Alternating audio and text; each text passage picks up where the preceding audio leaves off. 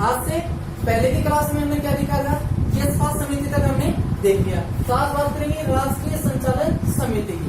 आज की क्लास में कहां से शुरू कर रहे हैं, जहां से हमने पिछली क्लास में छोड़ा था वहीं से आगे देखें। तो आज अपना क्या है कि जो अपनी राष्ट्रीय संचालन समिति है इसका गठन कब किया गया, तो इसका गठन कब किया गया 2005 में। ठीक है, इसके अध्यक्ष की बात करूं तो इसका अध्यक्ष कौन था, प्रोफेसर यशपाल। नेक्स्ट, अपनी जो राष्ट्रीय संचालन समिति है इसमें सदस्यों की संख्या कितनी होती है, 35। यदि हमसे कोई पूछे कि राष्ट्रीय संचालन समिति में सदस्यों की संख्या कितनी होती है तो कितनी होती है, 35। और पूछे कि राष्ट्रीय संचालन समिति में महिला सदस्यों की संख्या होती है तो महिला सदस्यों की संख्या कितनी होती है, 13 होती है। और अपनी जो यशपाल समिति थी उसमें सदस्यों की संख्या कितनी थी, 8। 1 + 7 यानी 1 उसमें अध्यक्ष था और 7 अन्य सदस्य। नेक्स्ट, अपनी जो राष्ट्रीय संचालन समिति है इसमें राजस्थान से सदस्य कौन था, यानी कि इस समिति में राजस्थान से सदस्य कौन था, तो कौन था, रोहित धनखड़। कौन था, रोहित धनखड़। और ये कहां से था, जगतपुरा, जयपुर से। राजस्थान से जो राष्ट्रीय संचालन समिति है इसमें राजस्थान से सदस्य कौन था, रोहित धनखड़। और इसका संबंध कहां से है, जगतपुरा, जयपुर से। नेक्स्ट, यानी जो राष्ट्रीय संचालन समिति इसमें जम्मू एंड कश्मीर से सदस्य भी था तो वो कौन था, A.P. डावला। तो पूछे कि राष्ट्रीय संचालन समिति में राजस्थान से संबंधित सदस्य है तो कौन होगा, रोहित धनखड़। या ये पूछे कि रोहित धनखड़ का संबंध कहां से है, कहां से है, राजस्थान के जयपुर जिले के जगतपुरा से। नेक्स्ट, यानी कि जो अपनी राष्ट्रीय संचालन समिति है इसी के आधार पर एनसीएफ 2005 को क्या किया गया है, तैयार किया गया है। इसके आधार पर, राष्ट्रीय संचालन समिति के आधार पर। नेक्स्ट, नोट, यानी कि एक प्रश्न पूछा गया 2 बार फर्स्ट ग्रेड के अंदर, 2 बार फर्स्ट ग्रेड एग्जाम के अंदर प्रश्न पूछा गया है कि नेशनल स्टेयरिंग कमेटी के अध्यक्ष कौन थे। क्या पूछा गया है, नेशनल स्टेयरिंग कमेटी के अध्यक्ष कौन थे, तो कौन थे, प्रोफेसर यशपाल। 2 बार फर्स्ट ग्रेड के अंदर पूछा गया है। नेक्स्ट हम बात करते हैं कि राष्ट्रीय संचालन समिति ने भारत को कितने राष्ट्रीय फोकस समूह में बांटने का कार्य किया है। यानी कि जो राष्ट्रीय संचालन समिति है उसने भारत को कितने राष्ट्रीय फोकस में समूह में बांटने का कार्य किया था, अपना आंसर क्या होगा, 21 में। नेक्स्ट, यानी कि जो राष्ट्रीय संचालन समिति है इसकी रिपोर्ट क्या थी, इसकी रिपोर्ट की बात करो तो क्या है कि बच्चों के लिए बस्ते के बोझ से कहीं अधिक बोझ न समझ पाना है। इसका मतलब क्या है कि बच्चों के लिए बस्ते का बोझ इतना अधिक बोझ नहीं होता है जितना कि वो पाठ्यक्रम को न समझ पा रहे हैं, वो बोझ है। तो क्या है कि बच्चों के लिए बस्ते के बोझ से कहीं अधिक बोझ न समझ पाना है। नेक्स्ट, फिर से एक नोट देखते हैं। नोट में क्या है कि यशपाल समिति या राष्ट्रीय संचालन समिति या एनसीएफ 2005 इन तीनों का ही आदर्श वाक्य क्या होता है, एक ही होता है, और वो क्या होता है, शिक्षा बिना बोझ की। चाहे तो वो एनसीएफ 2005 का आदर्श वाक्य पूछे, चाहे यशपाल समिति का आदर्श वाक्य पूछे या राष्ट्रीय संचालन समिति का आदर्श वाक्य पूछे, इन तीनों का ही आदर्श वाक्य क्या होगा, एक ही होगा, वो भी क्या, शिक्षा बिना बोझ के। नेक्स्ट, एनसीएफ 2005 संविधान की 8वीं अनुसूची में वर्णित सभी 22 भाषाओं में लिखा गया है। कोई ये पूछे कि एनसीएफ 2005 संविधान की 8वीं अनुसूची में वर्णित कितनी भाषाओं में लिखा गया है, तो कितनी भाषाओं में लिखा गया है, 22 भाषाओं में। लेकिन ध्यान में रखना कि जो अपना मूल संविधान में मान्यता प्राप्त कितनी भाषाएं हैं, 14। मूल संविधान में मान्यता प्राप्त कितनी भाषाएं थी, 14। लेकिन उसके बाद 21वां जो संविधान संशोधन किया गया उसमें सिंधी भाषा को जोड़ा गया। नेक्स्ट, जो 71वां जो संविधान संशोधन है उसके द्वारा क्या किया गया कि नेपाली, मणिपुरी और कोंकणी भाषा को क्या किया गया, शामिल किया गया। और नेक्स्ट जो 92वां संविधान संशोधन है उसके अंदर बोडो, डोगरी, मैथिली और संथाली भाषाओं को जोड़ा गया। इस प्रकार टोटल कितनी भाषा हो गई अपनी, 22। नेक्स्ट, एनसीएफ 2005 को कितने राज्यों में लागू किया गया है, 27 राज्यों में लागू किया गया है। नेक्स्ट, एनसीएफ 2005 को कितने राज्यों में लागू किया गया है? 17 राज्यों में लागू किया गया है। नेक्स्ट हम बात करते हैं एनसीएफ 2005 के उद्देश्य। किसकी बात करेंगे? एनसीएफ 2005 के उद्देश्य। भाई 2005 है तो उद्देश्य भी कितने रहेंगे? 5 ही रहेंगे। अब कौन कौन से 5 उद्देश्य हैं वो देखते हैं। नंबर 1 में क्या है? विचार और कर्म की क्या दी गई है? स्वतंत्रता दी गई है। नेक्स्ट, लोकतांत्रिक प्रक्रिया में भागीदारी देना या योगदान देना। नेक्स्ट, दूसरों की भलाई और भावनाओं के प्रति क्या होना? संवेदनशील होना। नेक्स्ट, आर्थिक प्रक्रिया और सामाजिक परिवर्तनों में अपना योगदान देना। नेक्स्ट, नई परिस्थितियों का लचीलेपन और रचनात्मकता या सृजनात्मकता के माध्यम से क्या करना? सामना करना। तो ये 500 बिंदु अपने क्या रहेंगे? एनसीएफ 2005 के उद्देश्य रहेंगे।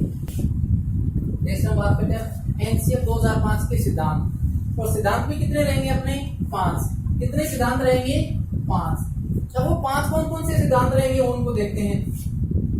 कि बालकों के संपूर्ण ज्ञान को विद्यालय के बाहरी ज्ञान या जीवन से क्या करना चाहिए? जोड़ना चाहिए। यानी कि बच्चे को विद्यालय के अंदर जो ज्ञान दिया जा रहा है उस ज्ञान को क्या करना चाहिए? संपूर्ण ज्ञान को क्या करना चाहिए? उसके बाहरी जीवन से क्या करना चाहिए? जोड़ना चाहिए।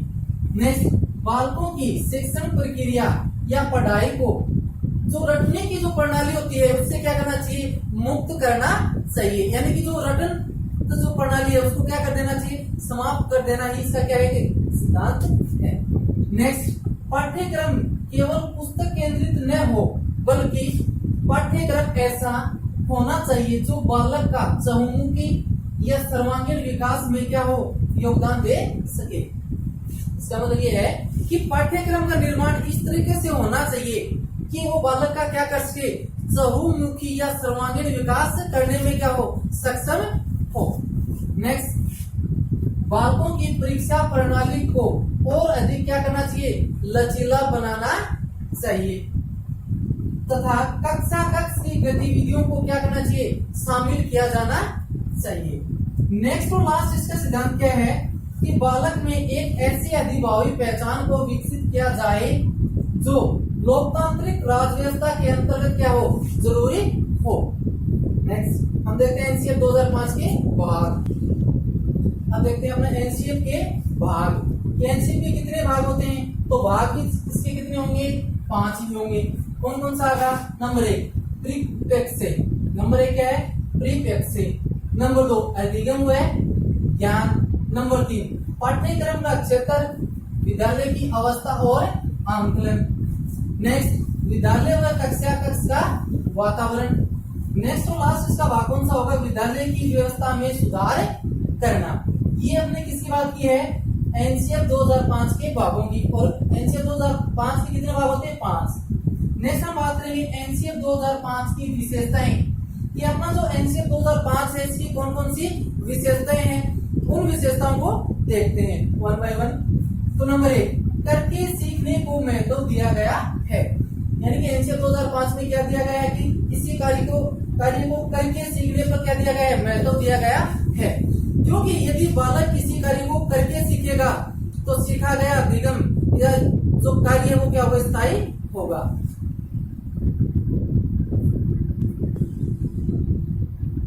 हम विशेषताओं में देख रहे हैं कि करके सीखने को महत्व दिया गया है। यानी कि बच्चा स्वयं यदि कार्य को करके सीखेगा तो ज्ञान क्या होगा? स्थायी होगा। वो वैसे स्वयं करके सीखने की जो अवधारणा है वो जॉन डेवी की प्रयोजनवाद से संबंधित है। लेकिन यहाँ भी क्या है? एनसीएफ 2005 में भी करके सीखने की बात पर क्या दिया गया है? बल दिया गया है। नेक्स्ट, बाल केंद्रित शिक्षा को क्या दिया गया है? महत्व दिया गया है। नेक्स्ट, पाठ्य पुस्तकों को रंगीन बनाया जाए। हम देख रहे हैं कि अपनी जो एनसीईआरटी की जो पाठ्य पुस्तकें हैं उनके पेज कैसे हैं? रंगीन है। तो ये भी किसकी विशेषता है? एनसीएफ 2005 की।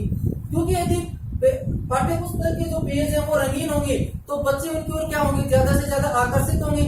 उनमें पढ़ने में क्या करेंगे? ध्यान केंद्रित करेंगे। नेक्स्ट, अध्यापक विद्यार्थी अनुपात कितना होगा? 1:30। नेक्स्ट, बालक को समझ के आधार पर शिक्षा दी जानी चाहिए। यानी कि बच्चे को जो शिक्षा दी जा रही है वो एनसीएफ 2005 के साथ कैसी होनी चाहिए, समझ के आधार पर होनी चाहिए, न कि रटने के आधार पर। नेक्स्ट अपनी विशेषता देखते हैं कि कला शिक्षा को विद्यालय के प्रत्येक स्तर पर क्या किया जाना चाहिए, लागू करना चाहिए। एनसीएफ 2005 कहता है कि जो कला शिक्षा है उसको प्रत्येक स्तर पर क्या करना है, लागू करना चाहिए। नेक्स्ट, हस्तशिल्प एक उत्पादन प्रक्रिया है, अतः सभी बालकों को इसका ज्ञान दिया जाना चाहिए। एनसीएफ 2005 तो क्या कहता है कि हस्तशिल्प की जो शिक्षा वो सभी बालकों को देनी चाहिए, लेकिन सीधा पूछ लेना कि हस्तशिल्प की शिक्षा किसे दी जानी चाहिए, तो किसे, पिछड़े बालकों को हस्तशिल्प की क्या दी जाती है, शिक्षा दी जाती है। लेकिन 2005 जुड़ जाए, एनसीएफ 2005 जुड़ जाए तो वो किसको दी जाएगी, सभी को दी जाएगी। नेक्स्ट, भीड़ भाड़ वाली कक्षाएं बालक में रचनात्मकता को विकसित नहीं कर पाती है। क्या कह रहा है एनसीएफ 2005 क्या कहता है कि जो भीड़ भाड़ वाली कक्षाएं होती है ना, उनमें बालकों में रचनात्मकता की जो क्षमता होती है वो विकसित नहीं हो पाती है। क्यों? क्योंकि एक शिक्षक उन प्रत्येक बच्चों का क्या नहीं कर सकता है, वो ध्यान केंद्रित नहीं कर सकता है। अतः कक्षाओं में विद्यार्थियों की संख्या क्या रखनी चाहिए, सीमित रखनी चाहिए। क्योंकि यदि कक्षा के अंदर छात्रों की संख्या ज्यादा होगी तो सभी को क्रिएटिविटी यानी कि सभी को किसी ना किसी गतिविधि में शामिल नहीं कर सकते। नेक्स्ट, एक ऐसे नागरिक वर्ग का निर्माण करना जो लैंगिक समानता, लैंगिक संवेदनशीलता, SC ST और विशेष आवश्यकता वाले बालकों के प्रति क्या हो, अधिक संवेदनशील हो। नेक्स्ट अपनी क्या विशेषता है, पर्यावरणीय समस्याओं और पर्यावरणीय मुद्दों को पाठ्यक्रम में शामिल करना चाहिए। एनसीएफ 2005 क्या कहता है कि जो पर्यावरणीय जो समस्याएं होती हैं, जो मुद्दे होते हैं, उनको क्या करना चाहिए, शामिल करना चाहिए। नेक्स्ट, खेल व योग बालक के क्या बताया, नेक्स्ट कि खेल और योग बालक के शारीरिक और मानसिक विकास में क्या करता है,